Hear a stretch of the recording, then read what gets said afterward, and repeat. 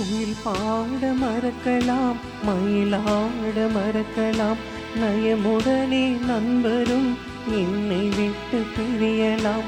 குயில் பாட மறக்கலாம், மயிலாட மறக்கலாம், நயமுடனே நண்பரும் என்னை விட்டு பிரியலாம். உன் அன்பு என்றென்றும் மாறாதையா, உன் நினைவில் நான் என்றும் வாழ்வேனையா. உன் இதய வாசல் தேடி வருகிறேன், என் இதயம் முறைய என்னில் வாருமே. உன் இதய வாசல் தேடி வருகிறேன், என் இதயம் முறைய என்னில் வாருமே.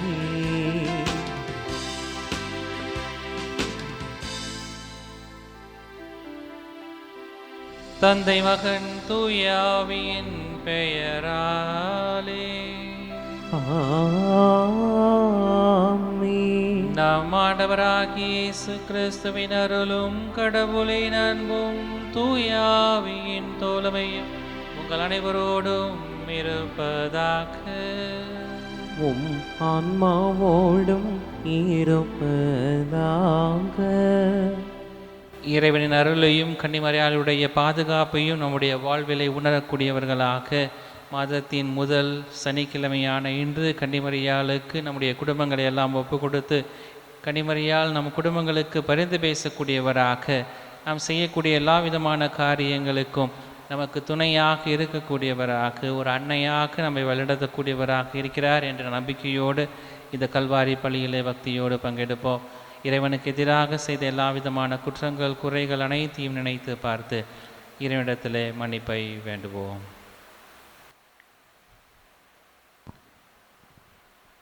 எல்லாம் வல்ல இறைவனிடமும் சகோதர சகோதரிகளை உங்களிடமும் நான் பாவியனை ஏற்றுக்கொள்கிறேன். ஏனெனில் என் சிந்தனையாலும் சொல்லாலும் செயலாலும் கடமையில் தவறியதாலும் பாவங்கள் பல செய்தேன். என் பாவமே என் பாவமே என் பெரும் பாவமே. ஆகையால் எப்போதும் கன்னியான புனித மரியாவையும் வானதூதர் புனிதர் அனைவரையும் சகோதர சகோதரிகளை உங்களையும் நம் இறைவனாகிய ஆண்டவரிடம் எனக்காக வேண்டிக் கொள்ள மன்றாடுகின்றேன். இயலாமல இறைவன் நம்மீதிரக்கம் வைத்து நம் பாவங்கள் அனைத்தையும் மன்னித்து நம்மை நிறைவான வாழ்வுக்கு அழைத்துச் செல்வாராக. ஆமென்.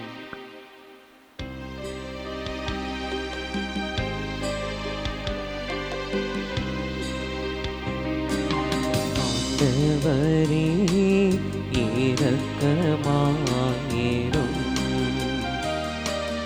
ஆண்டவரே இரக்கமாயிரும், கிறிஸ்துவே இரக்கமாயிரும், கிறிஸ்துவே இரக்கமாயிரும், ஆண்டவரே இரக்கமாயிரும், ஆண்டவரே இரக்கமாயிரும்.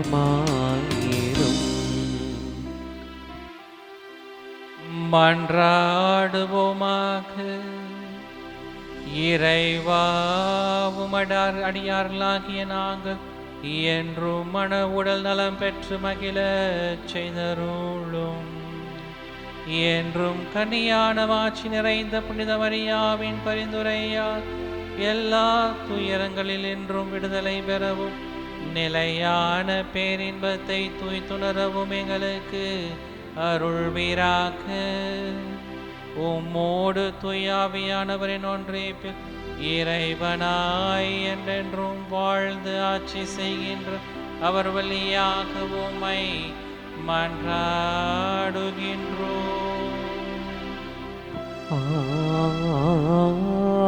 ஆமென். முதல் வாசகம். நற்செய்தி தொண்டனுக்குரிய பணியை ஆற்று. திருத்தூதர் பவுல் தீமோத்தேயுவுக்கு எழுதிய 2ஆம் திருமுகத்திலிருந்து வாசகம். அதிகாரம் 4 இறை திருவசனம் 1 தொடங்கி 8 முடிய.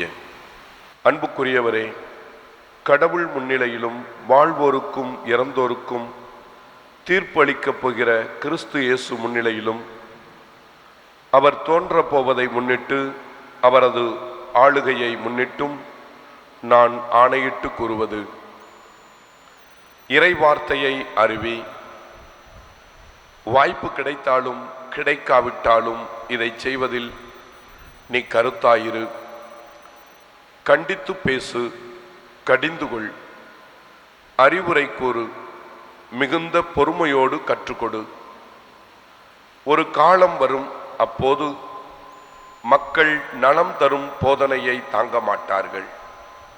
மாறாக செவித்திணர்வு கொண்டவர்களாய் தங்கள் தீய நாட்டங்களுக்கேற்ப தங்களுக்கென போதகர்களை திரட்டிக் கொள்வார்கள். உண்மைக்கு செவிசாய்க்க மறுத்து புனைக்கதைகளை நாடிச் செல்வார்கள். நீயோ அனைத்திலும் அறிவு தெளிவோடு இரு. துன்பத்தை ஏற்றுக்கொள். நற்செய்தியாளனின் பணியை ஆற்று. உன் திருத்தொண்டை முழுமையாய்ச் செய். ஏனெனில் நான் இப்போது என்னை பலியாக படைக்கிறேன். நான் பிரிந்து செல்ல வேண்டிய நேரம் வந்துவிட்டது. நான் நல்லதொரு போராட்டத்தில் ஈடுபட்டேன். என் ஓட்டத்தை முடித்து விட்டேன். விசுவாசத்தை காத்து கொண்டேன். இனி எனக்கென வைக்கப்பட்டிருப்பது நேரிய வாழ்வுக்கான வெற்றி வாகையே. அதை இறுதி நாளில் ஆண்டவர் எனக்கு தருவார். நீதியான அந்த நடுவர் எனக்கு மட்டுமல்ல, அவர் தோன்றுவார் என விரும்பி காத்திருக்கும் அனைவருக்குமே தருவார். ஆண்டவரின் அருள்வாக்கு. இறைவா உமக்கு நன்றி. பதிலுரை பாடல். திருப்பாடல் 71. பல்லவி. ஆண்டவரே, என் வாய் உமது மீட்பை எடுத்துரைக்கும்.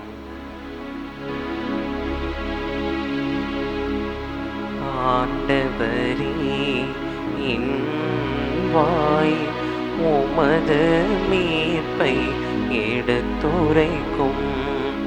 ஆண்டவரே, என் வாய் உமது மீட்பை எடுத்துரைக்கும். என் நாவில் உள்ளதெல்லாம் உமது புகழே. நாளெல்லாம் நான் பேசுவது உமது பெருமையே. முதிர் வயதில் என்னை தள்ளிவிடாதேயும். என் ஆற்றல் கொன்றும் நாளில் என்னை கைவிடாதேயும். நான் என்றும் நம்பிக்கையோடு இருப்பேன். மேலும் உம்மை புகழ்ந்து கொண்டிருப்பேன். ஆண்டவரே, என் வாய் உமது மீட்பை எடுத்துரைக்கும்.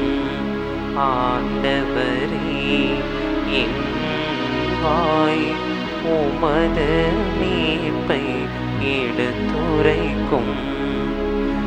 என் வாய் நாள்தோறும் உமது நீதியையும் நீர் அளிக்கும் மீட்பையும் எடுத்துரைக்கும். தலைவராகிய ஆண்டவரே, உமது வலிமை மிகு செயல்களை எடுத்துரைப்பேன். உமக்கே உரிய நீதி முறைமையை புகழ்ந்துரைப்பேன். கடவுளே, என் இளமை முதல் எனக்கு கற்பித்து வந்தேன். இனி வரும் நாட்களிலும் உம் வியத்தகு செயல்களை நான் அறிவிப்பேன். என் கடவுளே, நான் வீணையை கொண்ட உம்மையும் உமது உண்மையையும் புகழ்வேன். ஆண்டவரே, என் வாய் உமது மீட்பை எடுத்துரைக்கும். ஆண்டவரே, என் வாய் உமது மீட்பை எடுத்துரைக்கும்.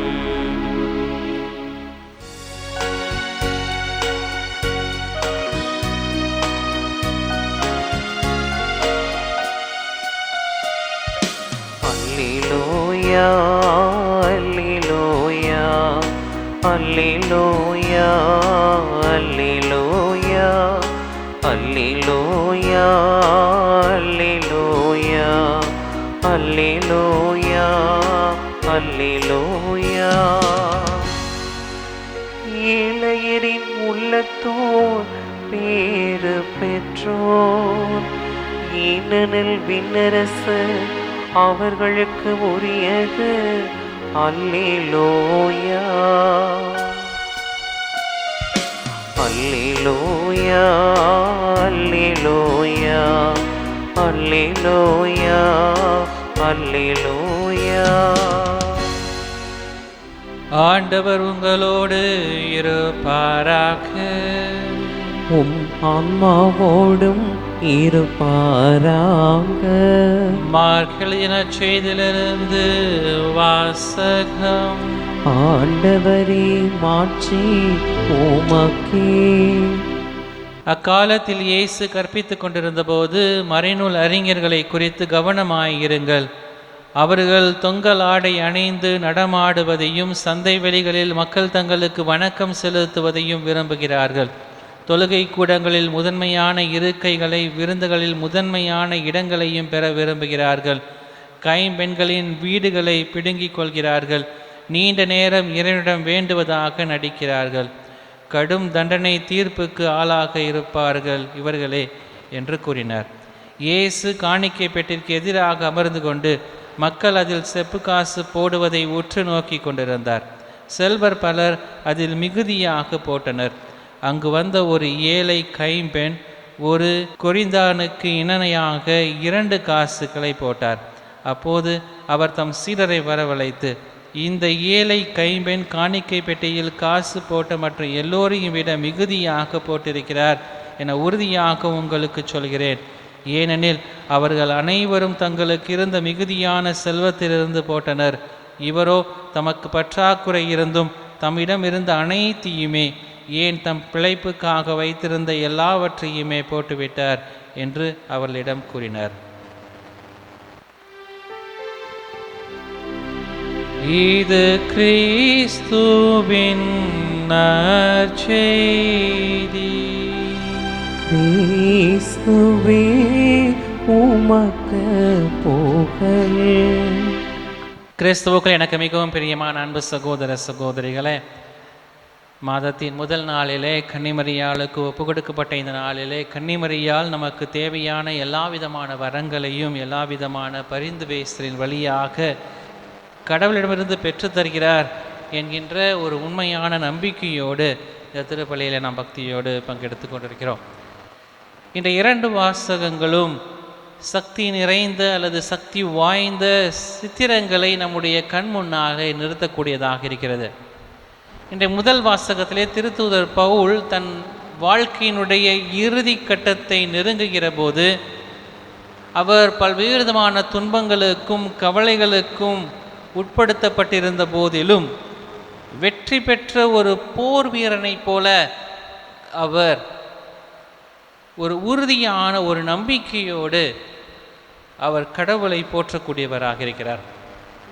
நான் நல்ல ஒரு போராட்டத்தை போராடினேன், பந்தயத்தை முடித்து கொண்டேன், விசுவாசத்தை காத்து கொண்டேன் என்கின்ற ஒரு சிந்தனையை நமக்கு அழகாக தூய பவுல் இன்றைய முதல் வாசகத்தில் தரக்கூடியவராக இருக்கிறார். இந்நற்செய்தி வாசகத்தில் இயேசு அமைதியாக அமர்ந்து அந்த மக்களுக்கு போதித்து கொண்டிருந்த போது செல்வந்தர் பெருந்தொகை கொடுப்பதையும் தங்களிடம் இருந்த அனைத்தையும் கொடுத்த அந்த ஏழை கைம்பெண் தன்னிடம் இருந்த அனைத்தையும் கொடுக்கக்கூடிய அந்த நிகழ்வையும் சுட்டிக்காட்டி இயேசு இந்த ஏழை விதவை பெண் மற்ற எல்லோரையும் விட அதிகமாக கொடுத்திருக்கிறார் என்று சொல்லக்கூடியவராக இருக்கிறார். உலகம் பெரிதாக கருதக்கூடியவை இன்று நம்முடைய தோற்றத்தை நாம் எப்படிப்பட்ட ஒரு வகையில் வாழக்கூடியவர்களாக இருக்கிறோம், அல்லது செல்வந்தர் நிலையில் இன்று உலகத்தை பார்க்கின்ற ஒரு சூழலிலே இந்த உலகம் எதை பெரிதாக கருதக்கூடியதாக இருக்கிறது. என்னுடைய வீட்டில் எல்லாம் இருக்குதா, என்னுடைய வீட்டில் எல்லோரும் வசதியாக இருக்கிறோமா, நாம் இன்று சுற்றுலாவுக்கு செல்கிறோமா, அல்லது செல்வ செழிப்போடு நாம் வாழ்கிறோமா, அல்லது நம்முடைய தோற்றத்தை வைத்து நாம் எப்படிப்பட்ட ஒரு நிலையில் இருக்கிறோம் என்பதை நம்முடைய தோற்றத்தின் வழியாக இதையெல்லாம் அடிப்படையாக கொண்டுதான் இன்றைய உலகம் பெரிதாக கருதக்கூடியவற்றை பாராட்டக்கூடியதாக அளவிடக்கூடியதாக இருக்கிறது. ஆனால் கடவுள் பெரிதாக நினைப்பது என்பது நாம் சிறிதாக நினைக்கக்கூடிய அன்பு, தியாகம் மற்றும் நேர்மை என்கின்ற அளவுகோலின் வழியாக தான் இறைவன் பெரியதவற்றை நமக்கு வெளிப்படுத்தக்கூடியவராக இருக்கிறார். செல்வந்தன் தனக்கு மிகுதியாக இருந்த அளவுக்கு அதிகமாக அவன் சேர்த்து வைத்த வைகளிலிருந்து அவன் ஒரு குறிப்பிட்ட தொகையை கடவுளுக்கு கொடுக்கக்கூடியவனாக இருக்கிறான்.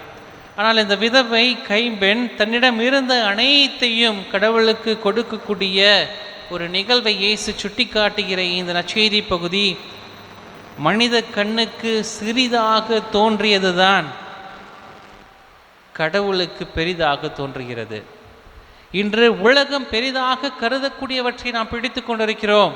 ஆனால் கடவுளுக்கு பெரிதாக இருக்கக்கூடிய காரியங்களை நாம் பிடித்து கொண்டிருக்கிறோமா என்கின்ற ஒரு கேள்வியை தான் இந்த நற்செய்தி அழகாக நமக்கு சுட்டி காட்டக்கூடியதாக இருக்கிறது. இயேசுவுக்கு சிறிதாக இருக்கக்கூடிய அந்த பெண்மணியுடைய கைம்பெண்ணினுடைய காணிக்கை தான் பெரிதாக தெரியக்கூடியதாக இருக்கிறது. காரணம், முழு இதயத்தோடு கொடுக்கக்கூடிய ஒரு நிகழ்வை இயேசு சுட்டி காட்டக்கூடியவராக இருக்கிறார். கடவுளுடைய பார்வையிலே முழு இதயத்தோடு நாம் செயல்படுகிறது தான் மிகப்பெரிய ஒரு காரியமாக நற்செய்தி நமக்கு சுட்டி காட்டக்கூடியதாக இருக்கிறது.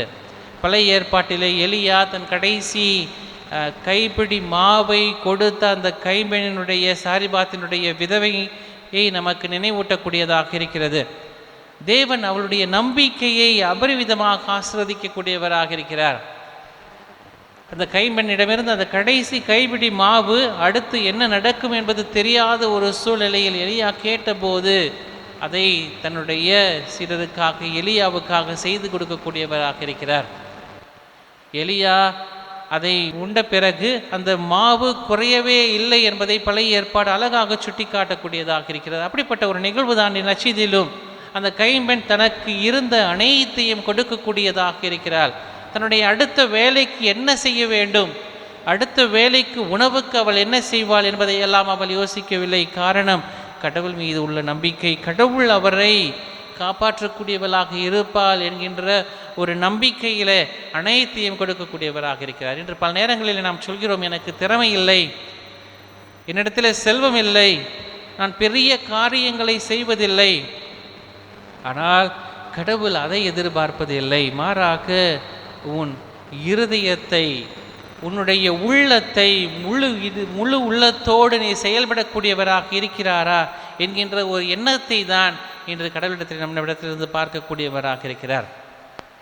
ஒரு தாய் தன்னுடைய மகனிடமிருந்து தன் தாயினுடைய பிறந்த நாளுக்கு நல்ல ஒரு பரிசை என்னுடைய மகன் கொடுப்பான், பெரிய பரிசாக இருக்கும் என்கின்ற ஒரு எதிர்பார்ப்போடு ஒரு தாய் காத்து கொண்டிருந்தாள். அந்த தாய்க்கு மகன் நல்ல ஒரு பரிசை வாங்கி கொண்டு வருவான் என்கின்ற ஒரு எதிர்பார்ப்போடு அந்த பிறந்த நாள் அன்று காத்து கொண்டிருந்த தாய்க்கு ஒரு சிறிய ஒரு பரிசை அந்த மகன் கொண்டு வந்து தாய்க்கு கொடுக்கிறான். ஆனால் அந்த தாய் மிகவும் மகிழ்ச்சியோடு அந்த பரிசை ஏற்றுக்கொள்ளக்கூடியவர்களாக இருக்கிறார். இதை பார்த்து கொண்டிருந்த சுற்றம், நட்பு அனைவருக்கும் ஒரு கேள்வி. இந்த தாய் தன்னுடைய மகனிடமிருந்து மிகப்பெரிய பரிசை எதிர்பார்த்து கொண்டிருந்தாரே, இந்த மகன் சிறிய பரிசு ஒன்றை கொண்டு வந்து தருகிறானே என்று சொல்லி அந்த உறவினர்களும் உற்றாரும் நண்பர்களும் தாயிடத்தில் சென்று, உன்னுடைய மகன் மிகப்பெரிய பரிசை வாங்கி கொண்டு வருவான் என்று ஒரு எண்ணத்தோடு இருந்து கொண்டிருந்தாய், இன்று உன்னுடைய மகன் சிறிய பரிசை தான் கொண்டு வந்து தருகிறான் என்று சொல்லி அந்த தாயிடத்தில் கேட்டபோது அந்த தாய் அழகாக சொல்கிறார், அவன் தன்னிடம் இருந்த பணத்தை கொண்டு அனைத்தையும் கொண்டு அவன் எனக்கான ஒரு பரிசை வாங்கி கொண்டு வந்திருக்கிறான். இது சிறிய பரிசாக இருந்தாலும் இது எனக்கு மிகப்பெரிய பரிசு தான், நான் இதை மிகப்பெரிய பரிசாக தான் கருதுகிறேன் என்று சொல்லி அந்த தாய் அழகாக சொல்கிறார். கடவுள் நம்மையும் இப்படிப்பட்ட ஒரு நிலையில் தான் பார்க்கக்கூடியவராக இருக்கிறார். இன்று நான் 8 மணி நேரம் அல்லது 12 மணி நேரம் ஜெபிக்க வேண்டும் என்று சொல்லி நம்முடைய வெளிப்புற தோற்றத்திற்காக பல நேரங்களிலே ஜெபிக்கக்கூடிய மனிதர்களாக, நம்முடைய சிறிய கடமைகளை மறந்து பல நேரங்களிலே நாம் செயல்படக்கூடிய நிலையில் முழு இதயத்தோடு முழு உள்ளத்தோடு நாம் கடவுளை அன்பு செய்யக்கூடியவர்களாக இருக்கிறோமா? நம்முடைய கடவுளை முழு உள்ளத்தோடு நாம் செயல்படுவதற்கான ஆசீர்வாதத்தை நாம் பெறக்கூடியவர்களாக இருக்கிறோமா என்கின்ற ஒரு கேள்வியை தான் இன்றைய வழிபாடு நமக்கு தரக்கூடியதாக இருக்கிறது. இந்த முதல் வாசகத்தில் தூய பவுல் தன்னிடம் இருந்த ஆன்மீகம் அனைத்தையும் கடவுளுக்காக செயல்படுத்தக்கூடியவராக இருக்கிறார். நற்செய்தியிலே விதவை பெண்மணி தன்னிடம் இருந்த அனைத்து பொருட்களையும் கடவுளுக்காக கொடுக்கக்கூடியவராக இருக்கிறார். தூய பவுல் தன்னுடைய முழு வாழ்வையும் ஒரு காணிக்கையாக மாற்றக்கூடியவராக இருக்கிறார்.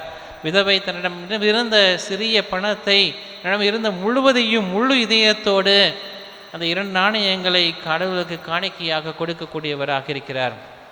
இதுதான் கிறிஸ்தவ வாழ்வினுடைய சிதத்துவ வாழ்வாகும்.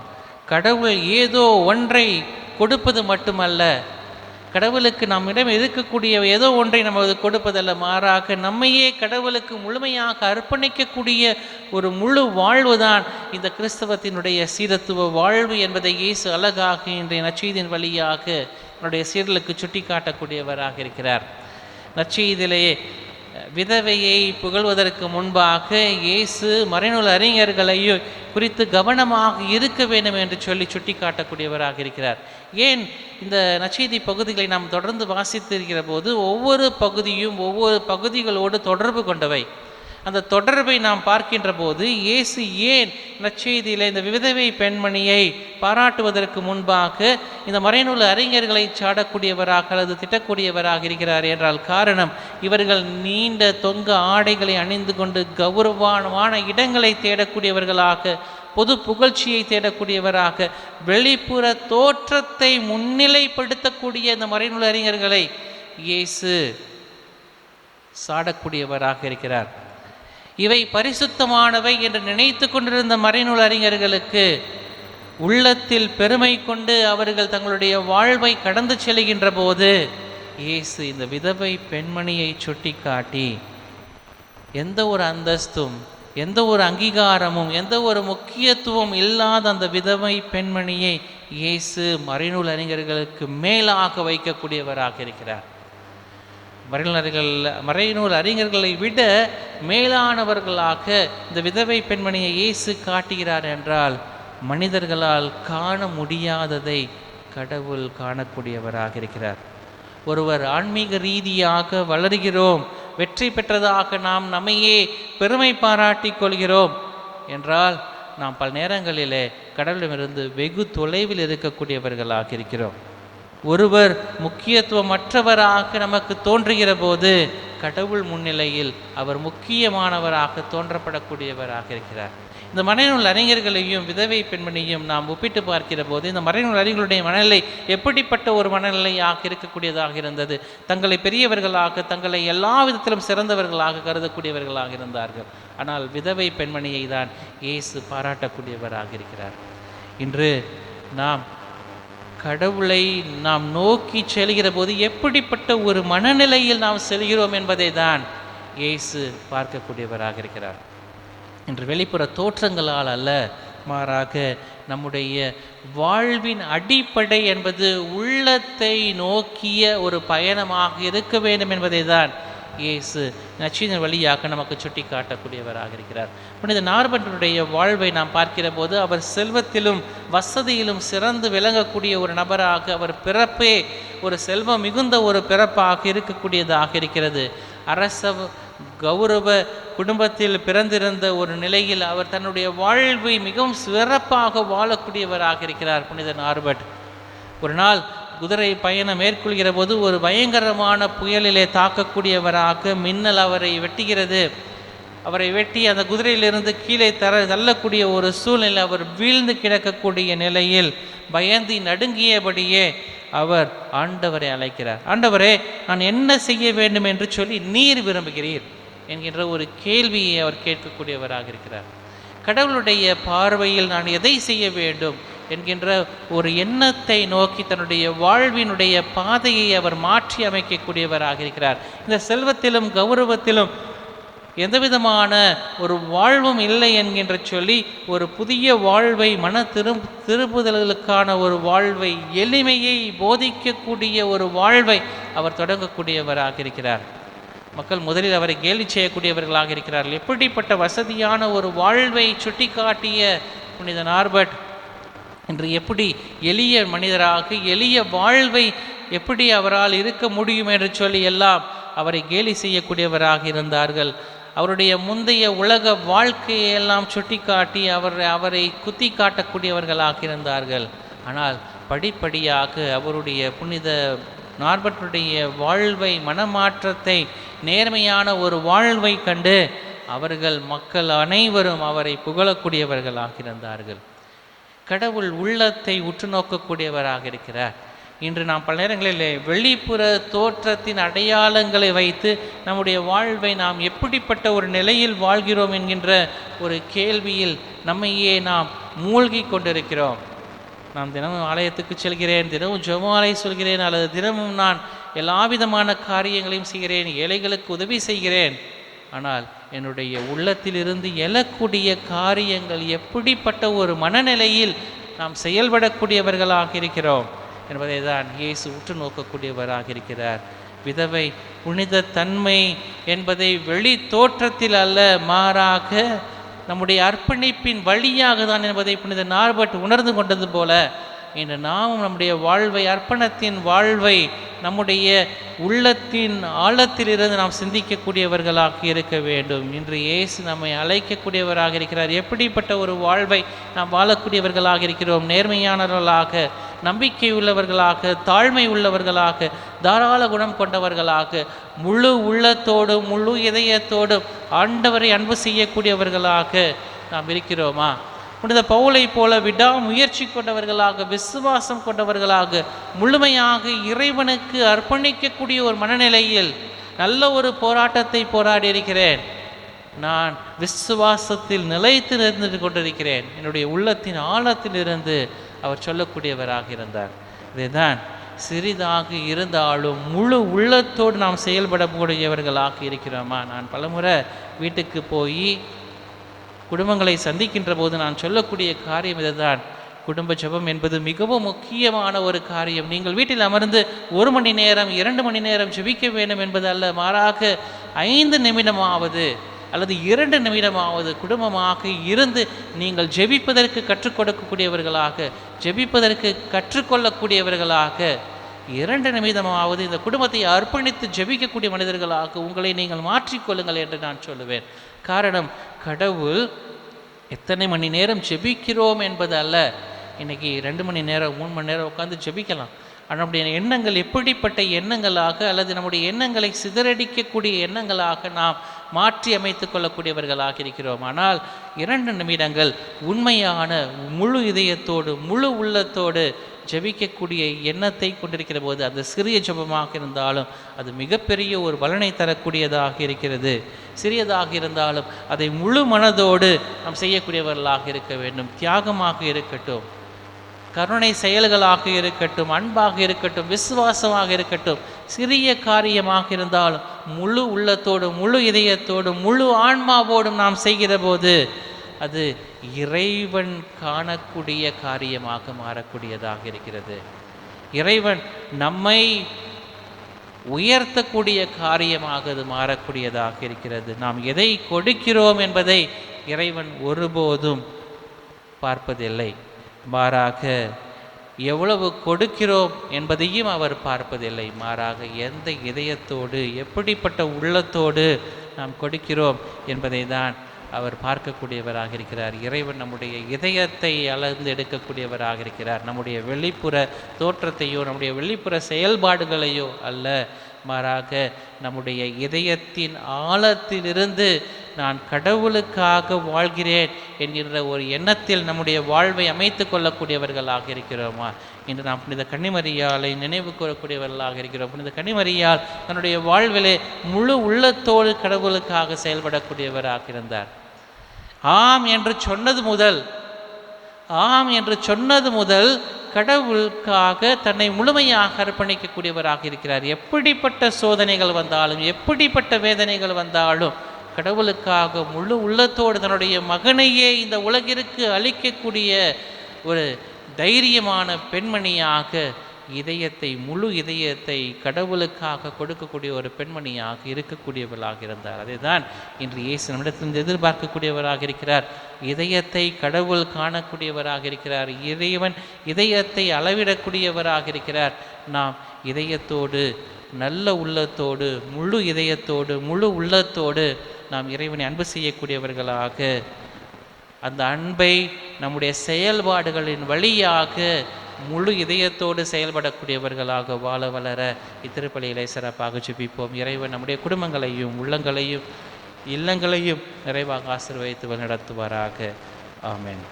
வந்தேன் உந்தன் எல்லாம் இறைவா, இன்று தந்தேன் எந்தன் உள்ளம் தலைவா.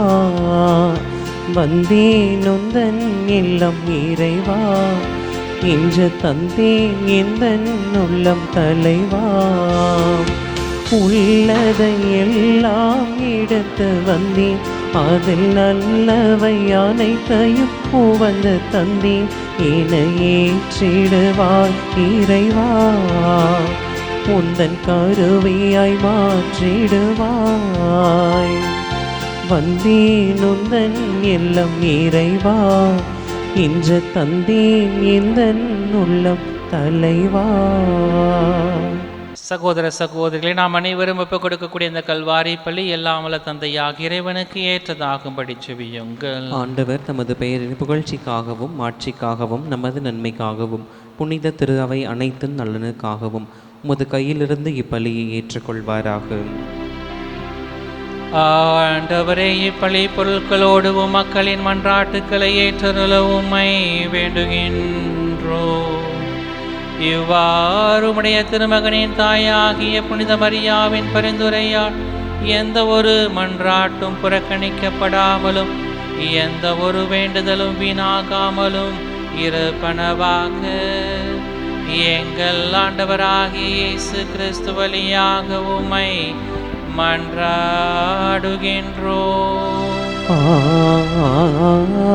ஆமென். ஆண்டவர் உங்களோடு இருப்பாராக. உம் ஆன்மாவோடும் இருப்பாராக. இதயங்களை மேலே எழுப்புங்கள். ஆண்டவரிடம் எழுப்பியுள்ளோம். நம் இறைவனாகிய ஆண்டவருக்கு நன்றி கூறுவோம். அது தகுதியும் நீதியும் ஆனதே. ஆண்டவரே, தூயவரான தந்தையே, என்றும் உள்ள எல்லாம் வல்ல இறைவா, எந்நாளும் எவ்விடத்திலும் நாங்கள் உமக்கு நன்றி செலுத்துவதும் எப்பொழுதும் கன்னியான புனித மரியாவின் வணக்க நாளில் நாங்கள் உம்மை போற்றி புகழ்ந்து மாட்சிப்படுத்துவதும் மெய்யாகவே தகுதியும் நீதியுமாகும். எங்கள் கடமையும் மீட்புக்குரிய செயலுமாகும்.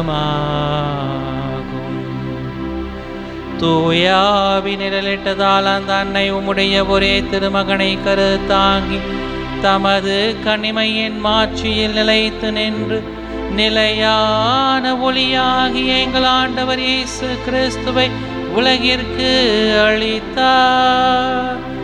அவர் வழியாகவே உமது மாண்பை வானக தூதர் அனைவரும் புகழுகின்றனர்.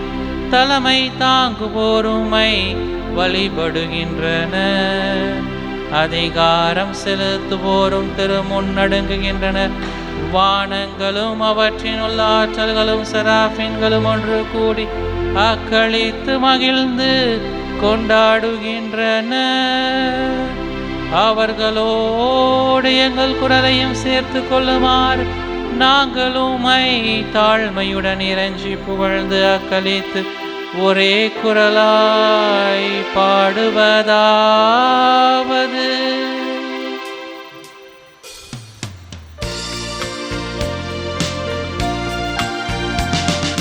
தூயவர் தூயவர் தூயவர் வான்படைகளின் கடவுளம் ஆண்டவர்.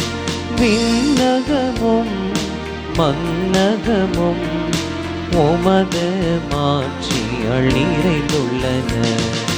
உன்னதங்களிலே ஓசன்னா, உன்னதங்களிலே ஓசன்னா.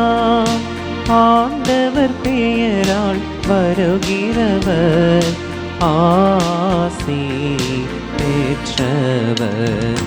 உன்னதங்களிலே ஓசன்னா, உன்னதங்களிலே ஓசன்னா.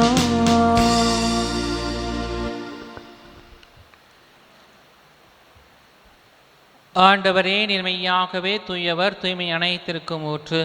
ஆகவே உம்முடைய தூய ஆவியை பொழிந்தி காணிக்கைகளை தூய்மைப்படுத்த வேண்டும் என உம்மை தாழ்மையாய் வேண்டுகின்றோம். இவ்வாறு எங்கள் ஆண்டவர் இயேசு கிறிஸ்துவின் உடலும் இரத்தமுமாக எங்களுக்கு இவை மாறுவனவாக. அவர் பாடுபட உளம் கணிந்து தம்மை கையளித்த போது அப்பத்தை எடுத்து நன்றி செலுத்தி அதை பெற்று தம் சீடர்களுக்கு அளித்து அவர் கூறியதாவது: அனைவரும் இதிலிருந்து பெற்று உண்ணுங்கள், ஏனெனில் இது உங்களுக்காக கையளிக்கப்படும் என் உடல்.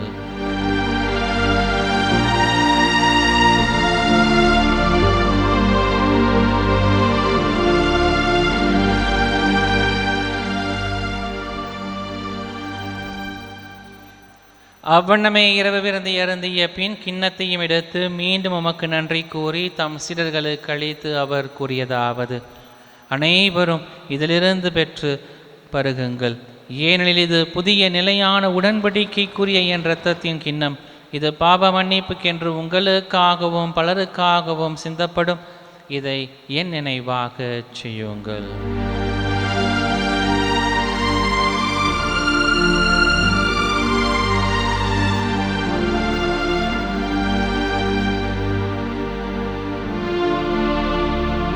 நம்பிக்கையின் மறைபொருள். ஆண்டவரே, நீ வருமளவும் உமது இறப்பினை அறிக்கையிடுகின்றோம், உமது உயிர்ப்பினையும் எடுத்துரைக்கின்றோம். ஆகவே ஆண்டவரே, நாங்கள் கிறிஸ்துவின் இறப்பினையும் உயிர்ப்பினையும் நினைவு கூர்ந்து வாழ்வு தரும் அப்பத்தையும் மீட்பளிக்கும் கிண்ணத்தையும் உமக்கு ஒப்புக் கொடுக்கின்றோம். உம் திருமுன் நின்று ஊழியம் புரிய தகுந்தவர் என உம்மை ஏற்றுக்கொண்டுகின்றீர். எனவே உமக்கு நன்றி செலுத்துகின்றோம். மேலும் கிறிஸ்துவின் உடலிலும் இரத்தத்திலும் பங்கு கொள்ளும் எங்களை தூய ஆவியானவர் ஒன்று சேர்க்க வேண்டுமென உம்மை தாழ்மையுடன் மன்றாடுகின்றோம். இறைவா, உலகெங்கும் பரவி இருக்கும் அது திரு அவையை சிறப்பாக எங்களுடைய திருத்தந்தை லியோ, எங்கள் ஆயர் ஆரோக்கியராஜ், ஏனைய ஆயர்கள், திருப்பணியாளர்கள், துறவியர், பொதுநிலையினர், உமக்கு சொந்தமான மக்கள் ஆகிய அனைவரையும் அன்பிலும் விசுவாசத்திலும் உறுதி பெறச் செய்திருளும். இங்கு கூடியிருக்கும் எங்கள் ஒவ்வொருவரையும் உம்முடைய அன்பின் நிறைவை அடைய செய்திருளும். மேலும் உயிர்த்தெழுவோம் என்கின்ற எதிர்நோக்கோடு துவில் கொள்ளும் எங்கள் சகோதர சகோதரிகளையும் இறந்தோர் அனைவரையும் இரக்கத்துடன் நினைவு கூர்ந்து உமது திருமுக ஒளியினுள் ஏற்றருளும். எங்கள் அனைவர் மீதும் இரக்கமாயிரும். கடவுளின் கன்னித்தாயான மாட்சிமிக்க மரியாள், அவருடைய அன்பு கணவரான புனித யோசேப்பு, புனித திருத்தூதர்கள், மறை சாட்சியர், இவ்வுலகில் உகந்தவராய் வாழ்ந்த புனிதர் அனைவருடனும் நாங்கள் நிலை வாழ்வில் தோழமை கொண்டு உம் திருமகனேசு கிறிஸ்து வழியாக உம்மை புகழ்ந்தேத்தும் வரமருள உம்மை மன்றாடுகின்றோம்.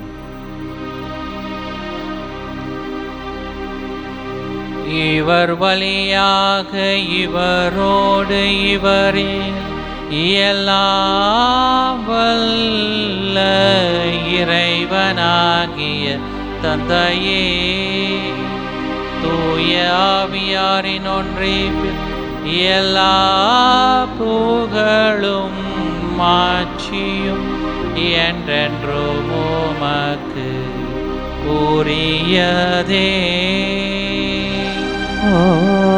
ஆமென், ஆமென், ஆமென்.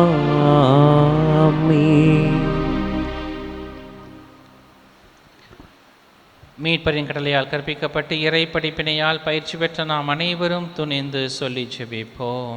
விண்ணுலகில் இருக்கின்ற எங்கள் தந்தையே, உமது பெயர் தூயது என போற்ற பெருக. உமது ஆட்சி வருக.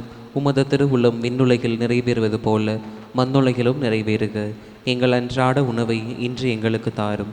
எங்களுக்கு எதிராக குற்றம் செய்வோரை நாங்கள் மன்னிப்பது போல எங்கள் குற்றங்களை மன்னியும். எங்களை சோதனைக்குட்படுத்தாதேயும், தீமையிலிருந்து எங்களை விடுவித்தருளும். ஆண்டவரே, தீமைகள் அனைத்திலுமிருந்தும் எங்களை விடுவித்து எங்கள் வாழ்நாளில் அமைதியை கனிவுடன் அருளுமை மன்றாடுகின்றோம். உமது இரக்கத்தின் உதவியால் நாங்கள் பாவங்கள் அனைத்திலுமிருந்தும் எப்போதும் விடுதலை பெற்று யாதொரு கலக்கமின்றி நலமாயிருப்போமாக. நாங்கள் நம்பியிருக்கும் பேரின்ப நல்வாழ்வையும் எமைப்பராகிய இயேசு கிறிஸ்துவின் வருகையையும் மகிழ்ச்சி எதிர்பார்த்திருக்கின்றோம். ஏனெனில் ஆட்சியும் வல்லமையும் மாட்சியும் என்றென்றும் உமதே. ஆண்டவராகிய இயேசு கிறிஸ்துவை, அமைதியை உங்களுக்கு விட்டுச் செல்கிறேன், என் அமைதியையே உங்களுக்கு அளிக்கிறேன் என்னுடைய திருத்துதர்களுக்கு மொழிந்தீரேன். எங்கள் பாவங்கள், குற்றங்கள், குறைகள், பலவீனங்களை எல்லாம் பாராமல் உடைய திருச்சபையின் எளிய நம்பிக்கையை கண்ணோக்கி எங்கள் உள்ளங்களுக்கு, குடும்பங்களுக்கு அமைதியையும் ஒற்றுமையும் மகிழ்ச்சியும் அளித்தருள திருவுளம் கொள்வீராக. என்றென்றும் வாழ்ந்து ஆட்சி செய்கின்றவர் நீரே. ஆமென். ஆண்டவருடைய சமாதானம் உங்களோடு என்றும் இருப்பதாக. உம் ஆன்மாவோடும் இருப்பதாக. ஒருவருக்கொருவர் உறவின் வாழ்த்தை பகிர்ந்து மகிழ்வோம். உலகின் பாவங்களை போக்கும் இறைவனின் செம்மறியே, எங்கள் மேல் இரக்கமாயிரும். உலகின் பாவங்களை போக்கும் இறைவனின் செம்மறியே, எங்கள் மேல் இரக்கமாயிரும். உலகின் பாவங்களை போக்கும் இறைவனின் செம்மறியே, எங்களுக்கு அமைதியை அளித்தருளும்.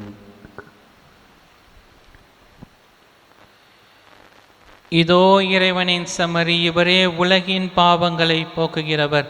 இந்த செம்மறியின் திருவிருந்துக்கு அழைக்க பெற்ற நாம் அனைவரும் பெறு பெற்றோர். ஆண்டவரே, நீர் நிலத்தில் எழுந்தருள நான் தகுதியற்றவன். ஆனால் ஒரு வார்த்தை மட்டும் சொல்லியருளும், எனது ஆன்மா நலமடையும். கிறிஸ்துவின் துடலும் திறத்தும் அமைக்க. ஆசை திருவிருந்துக்கான மன்றாட்டு. ஆண்டவரே, நீர் என் இல்லத்தில் எழுந்தருள நான் தகுதியற்றவள். ஆனால் ஒரு வார்த்தை மட்டும் சொல்லியருளும் என்று நூற்றுவர் தலைவன் ஜெபித்தது போல நாங்களும் இப்போது உம் திருப்பாதம் பணிந்து வேண்டுகிறோம். இனிய இயேசுவே, நாங்கள் தகுதியற்றவர்களாய் இருந்தாலும் எங்கள் தகுதியின்மையை பாராமல் நீர் எங்கள் உள்ளங்களில் எழுந்து வாரும். உம் அன்பிலும் அருளிலும் நாங்கள் நிலைத்திருக்க எம்முள் எழுந்து வாரும். நன்மை செய்வதில் ஆர்வமுள்ளவர்களாய், தீமைகள் அனைத்திலிருந்தும் விடுதலை பெற்றவர்களாய் வாழவும் எங்களை வழிநடத்த வாரும். எல்லா நலன்களாலும் வளங்களாலும் எங்களை நிரப்ப வாரும். ஆமென். நன்றியோடு மன்றாடுவோமாக. ஆண்டவரே, விண்ணக உணவை உட்கொண்ட நாங்கள் உமது கனிவை வேண்டுகின்றோம். என்றும் கன்னியான புனித மரியாவின் நினைவு கொண்டாட்டத்தில் மகிழ்வுறும் நாங்கள் அதே கண்டு பாவித்து எங்கள் மீட்பின் மறையுண்மையை பெற நாங்கள் தகுதி பெறுவோமாக. எங்கள் ஆண்டவராகிய இயேசு கிறிஸ்து வழியாக உம்மை மன்றாடுகின்றோம்.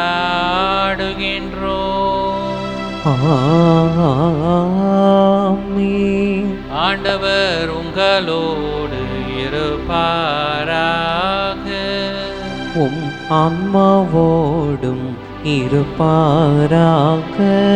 எல்லாம் வல்ல இறைவன் தந்தை, மகன், தூயாவி நம் அனைவரையும் நிறைவாக ஆசீர்வதித்து வழி நடத்துவாராக. ஆமென். இறைவனின் அன்பை உணர்ந்தவர்களாக சென்று வாழுவோம். திருப்பலி நிறைவுற்றது.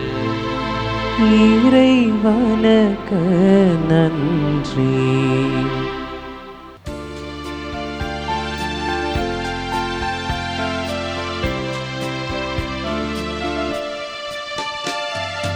ஆரோக்கிய தாயே, அம்மா அம்மா உந்தன் அருட்பதம் நாடி வந்தேன். மயங்கிடும் மனதினில் மரியே நன்னையே, இறையருள் நிறையச் செய்வாய். ஆரோக்கிய தாயே அம்மா அம்மா உந்த அருட்பதம் நாடி வந்தேன். மயங்கிடும் மனதினே மரியே நன்னையே இறையருள் நிறையச் செய்வாய்.